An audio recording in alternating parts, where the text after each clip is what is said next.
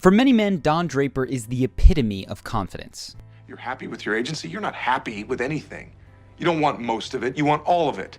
And I won't stop until you get all of it. But what most people don't realize is that confidence actually comes in two flavors. There's the external confidence that you project, which can make closing deals, making friends, or seducing happen more naturally. But there's also the internal confidence you feel, how comfortable you are in any given situation. So in this video, we're going to be analyzing what Don can teach us about both levels of confidence and how mastering each level can take you from being nervous to completely confident in any situation. Now, at the most basic level, we have the way that Don carries himself. Obviously, he's a good-looking guy, he's got nice suits, but it's his relaxed body language that is the most interesting. For instance, he almost always sits asymmetrically and spreads himself out comfortably, will actually cause you to relax if you do this yourself. Don also moves freely around most environments, which signals a sense of comfort and ownership wherever he is. He acts like the boss everywhere. Now, you don't need to take it this far, but simply having your feet at least shoulder width apart when you're standing, or leaning with your arm draped over a chair in a way that doesn't prevent someone else from sitting there, goes a long way towards projecting confidence. Additionally, you'll see Don subconsciously signal that others need to work for his attention. He leans back in his chair even when he's in a position where you'd think he'd want to win someone over, like with clients. This flips the dynamic and makes them work harder to win him over. I've been in the winter. It's quite a shock coming back. Well put, but that could be any vacation. This was very, very different. Don creates a similar effect with his eye contact. In the beginning of many interactions, he's aloof, making limited eye contact, almost disinterested in what is being said. You're going to ply me with drinks and convince me what a terrible mistake I'm making. That is quite a drink. If you're sitting opposite him, this will make you want to try to win his attention. It feels good to get the person who isn't paying attention to you to do so. And when the other person has done that, Don gives his full piercing eye contact on special occasions, like when he's making a point. What you call love was invented by guys like me to sell nylons. Or nailing a pitch like he does on this campaign for lipstick. She wants to tell the world he's mine. He belongs to me, not you. She marks her man with her lips. Or seducing you like he does all the time in the show. My name is Don. The biggest thing to take into your own life from Don's variable eye contact is not that you need to ignore people to be cool, but that when you are making your key points that you want paid attention to, hone in. Those narrow, piercing eyes keep people captivated, and they show confidence in the words that you're speaking while emphasizing your most important points. Now, you can do everything that you've talked about up until now fairly easily, but a much more difficult element of body language to master is what you don't do. And if you pay attention to Don, you'll notice that he doesn't fidget. And that takes us to the next deeper layer of confidence, which is non-reactivity. This is something we actually talked about in our video with James Bond. This is much harder to fake because our emotions often get the best of us in these high-stress situations. And this is one area where lacking in confidence can really be a detriment. You overreact to your own mistakes and end up making things worse. But when you can remain non-reactive, it shows that you're not pressured by what's happening around you, and that makes you come across as more powerful. For instance, watch how Don reacts when two men hit on his wife in Rome, and how he calmly roleplays that he doesn't even know her. Contrast that with their insecure overreactions to him. May I join you? Yankee, hey, go home. Tu è brutto. Are they making fun of me? A little bit. I'm only in Rome for one night. The sense of comfort and power that Don conveyed simply by not reacting is surely part of what drew Betty to him in the first place. This same level of low reactivity is especially important if you're a leader in times of crisis. Now, feeling your feelings is important, but left unchecked, they can get in the way of pulling together to get out of a serious issue. Keeping emotional expression in check actually inspires resolve in others. In addition, simply remaining silent when things are going wrong buys you valuable time to think without exposing you as someone who is totally confused and lost. Don is so good under pressure, not because he's just fast on his feet. That's actually an illusion. It's because he slows down enough to think calmly and react in the best way possible. Watch how he responds when a client doesn't like his pitch. And I'm going to have to speed it up a bit because he gives himself a full 20 seconds to think.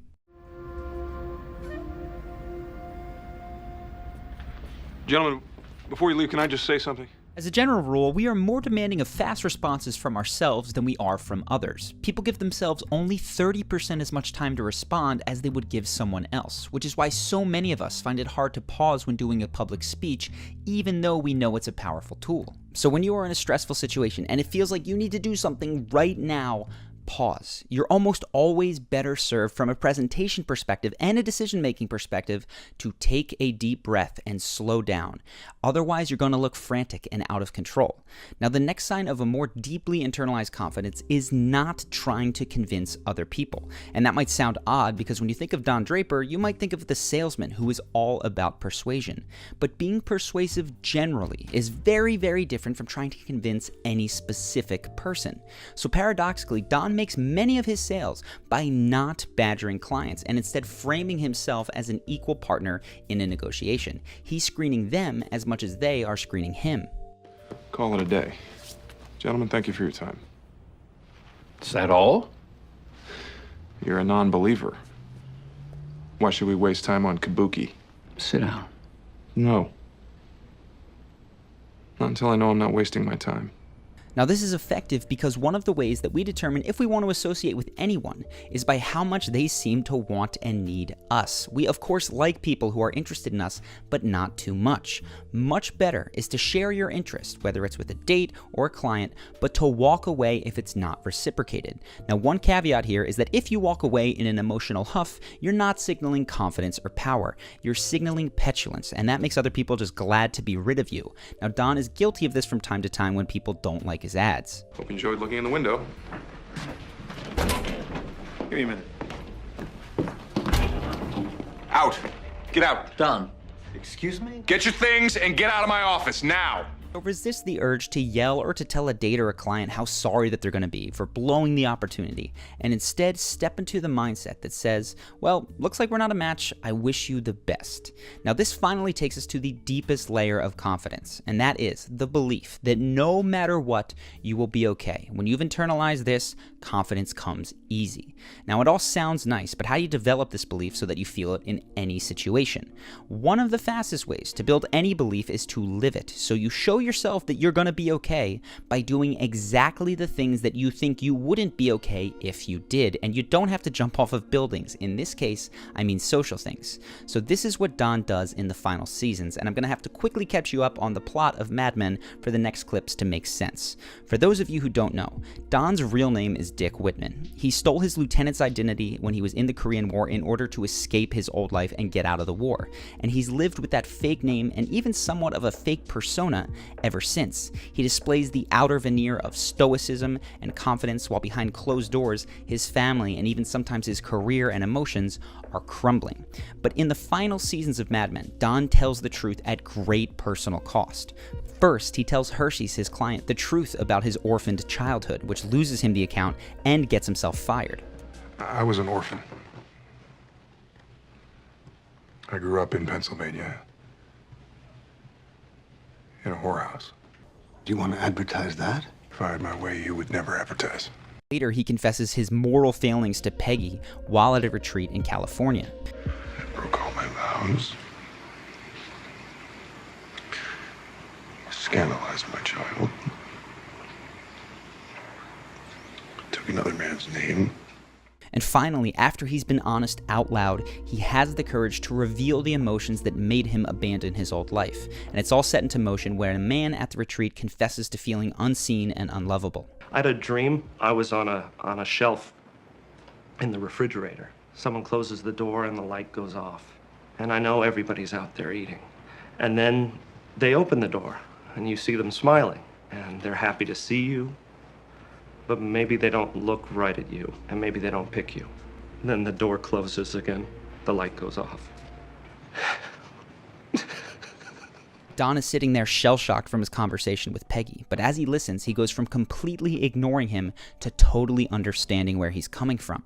Despite the validation from business success and affairs with many beautiful women, Don still feels unlovable. And when he finally recognizes that same feeling of being unseen and unlovable, he can authentically connect with this man.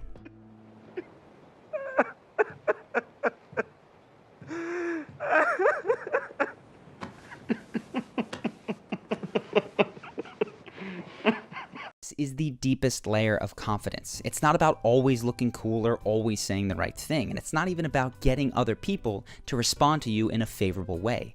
It's living your life, at least socially, like you will be okay no matter what. And that means that you can tell the truth even if it loses you a client. You can tell the truth even if it makes you feel weak. Because when you live the truth, believing that you're going to be okay no matter what, you won't stay feeling weak for long. Instead, you'll stop feeling like you always need to say the right thing, and you'll stop worrying that someone else might reject you, because you know that you will never reject yourself. And when you combine this deep internal confidence with the ability to project external confidence, every interaction becomes easier and more fun, and you may begin to even look forward to the situations that previously stressed you out. Now, if you're interested in the fastest way that I know to build both deep confidence and that external showing confidence, I put together a video program to fast track you to the point where you feel centered in any social situation, so you don't feel like you're hesitating or grasping for what to say to make an interaction go amazingly.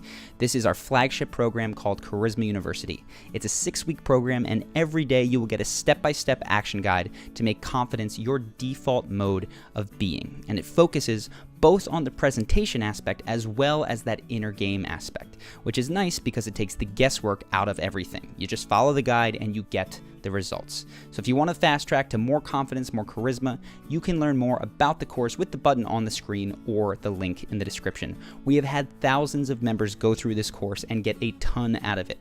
So I hope that you decide to join if this is an area of your life that you are looking to improve. Either way, you are okay and you will be okay.